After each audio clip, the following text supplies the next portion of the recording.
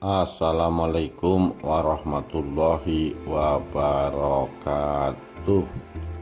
Rahayu Sagung Dumadi. Cindelaras dan ayam sakti. Pada zaman dahulu, di sebuah kerajaan Jenggala, hiduplah seorang raja bijaksana bernama Raden Putra. Dia memiliki seorang permaisuri dan seorang selir. Permaisuri adalah seorang wanita yang baik dan sabar. Maka dari itu, Raden Putra sangat sayang kepadanya. Sikap Raden Putra terhadap permaisuri sering membuat sang selir merasa iri. Raden Putra memiliki kebiasaan menyambung ayam. Ayam-ayamnya sangatlah banyak dan terpelihara sangat baik. Di setiap pertandingan adu ayam, ayam Raden Putra selalu menang. Tidak ada yang bisa menandingi ketangguhan ayam-ayam Raden Putra.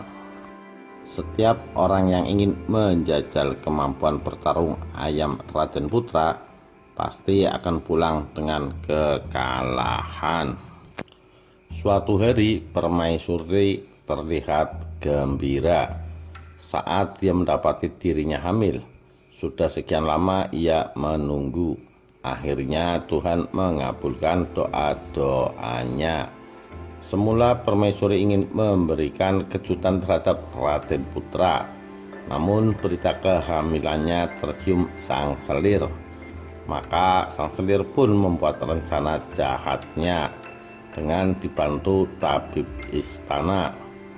Sang selir pura-pura jatuh sakit.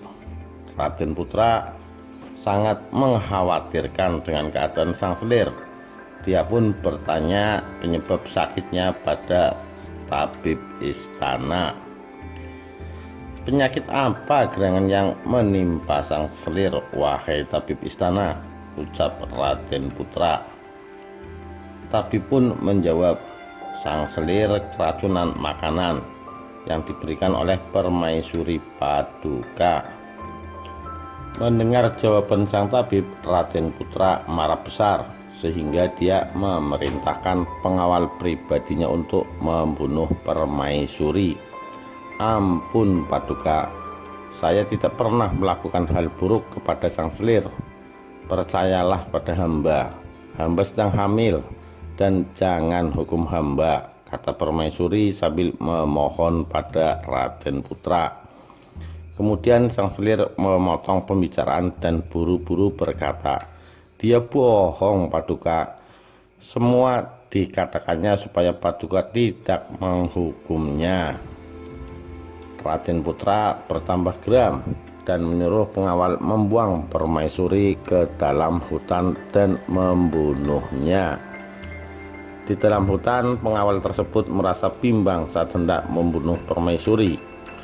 Dia tahu permaisuri adalah orang yang sangat baik hati.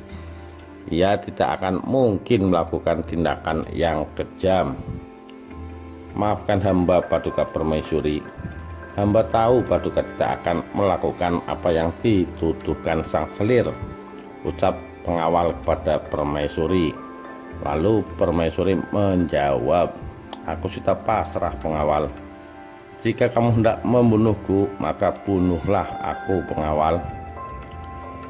Sang pengawal mengacungkan pedangnya, namun saat melihat permaisuri, dia jatuh bersimpuh. "Maafkan hamba permaisuri, saya tidak bisa membunuh Paduka," kata pengawal. Akhirnya sang pengawal meninggalkan permaisuri di hutan setelah membunuh seekor rusa untuk diambil jantungnya. Sang pengawal membawa jantung rusa ke istana dan mengaku jika itu jantung permaisuri sebagai bukti jika permaisuri sudah mati. Akhirnya permaisuri itu sudah mati. "Sekarang Raden Putra hanya akan menyayangiku," kata sang selir di dalam hatinya dengan perasaan senang. Waktu berlalu begitu cepat. Perut permaisuri semakin besar dan melahirkan dalam sebuah pondok sederhana yang dibangun oleh pengawal tersebut. Seorang bayi laki-laki telah lahir dan diberikan nama Cindelaras. Permaisuri mendidiknya dengan sangat baik, layaknya seorang putra mahkota. Cindelaras tumbuh menjadi anak remaja yang cerdas dan pemberani. Suatu hari, Cindelaras bermain di hutan dan menemukan sebutir telur ayam. Dia membawa telur itu ke rumah dan merawatnya. Telur itu pun menetas. Cindelaras senang sekali. Dia rajin memberikan makan ayamnya, yang sebentar lagi akan menjadi ayam jago yang gagah.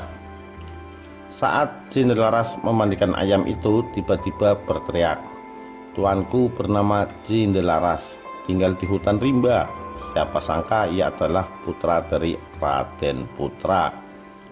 Cindelaras pun terkejut dengan suara ayam jagonya. Dia pun melaporkan itu kepada ibunya. Sang permaisuri akhirnya menceritakan semua tentang kenapa mereka bisa terlantar di hutan. Cindelaras menjadi marah mendengar cerita ibunya. Dia bertekad akan membalas dendam. Bersama ayam jagonya, Cindelaras yang masih remaja pergi ke kota. Dari ajang adu ayam, Cindelaras selalu menang. Itu membuat ayamnya menjadi terkenal. Berita ini terdengar oleh Raden Putra. Beliau menjadi penasaran dan memerintahkan pengawalnya untuk mencari Cindelaras. Cindelaras pun sampai di istana bersama ayam jagonya. Raden Putra heran dengan sikap Cindelaras yang sopan layaknya seorang bangsawan. Beliau pun menantang ayam jago milik Cindelaras untuk bertanding dengan ayam kerajaan. Tantangan Raden Putra pun diterima oleh Cindelaras, tapi dia memberikan satu syarat kepada Raden Putra. "Ampun Paduka, saya mau bertanding adu ayam, namun jika ayam hamba menang, saya meminta kekuasaan atas kerajaan Jenggala ini," ucap Cindelaras kepada Raden Putra. Raden Putra terkejut dengan permintaan Cindelaras dan berkata, "Jika ayammu yang kalah, apakah kau bersedia memberikan ayam itu padaku?" Cindelaras pun menjawab, "Saya bersedia Paduka." Raden Putra tersenyum. Dia menyanggupi permintaan Cindelaras. Lagi pula ayam Cindelaras tidak akan mampu mengalahkan ayam kerajaan yang gagah dan lihai bertarung. Maka pertandingan pun dimulai. Ayam Cindelaras semula hanya menghindar saja saat ayam kerajaan menyerang. Namun saat ayam kerajaan mulai kelelahan, ayam Cindelaras pun segera menyerang dengan garang dan berteriak, "Tuanku bernama Cindelaras, tinggal di hutan rimba. Siapa sangka ia adalah putra dari Raden Putra." Raden Putra sangat terkejut dengan suara tersebut, lalu bertanya kepada Cindelaras, "Cindelaras, apa benar yang dikatakan ayam jago milikmu itu?" Cindelaras pun mengakui semua itu. Raden Putra sangat murka.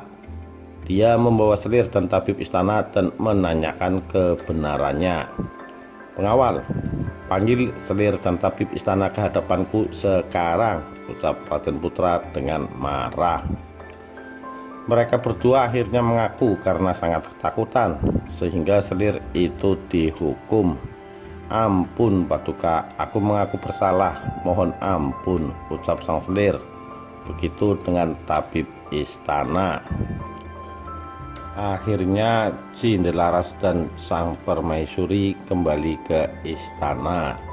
Raden Putra pun sangat senang karena putranya gagah berani, sopan dan memiliki kesenangan yang sama dengannya. Beliau bersyukur permaisuri dan Cindelaras bisa pulang bersama dan berkumpul menjadi keluarga yang bahagia. Sekian, terima kasih. Wassalamualaikum warahmatullahi wabarakatuh. Rahayu Sagung Dumadi.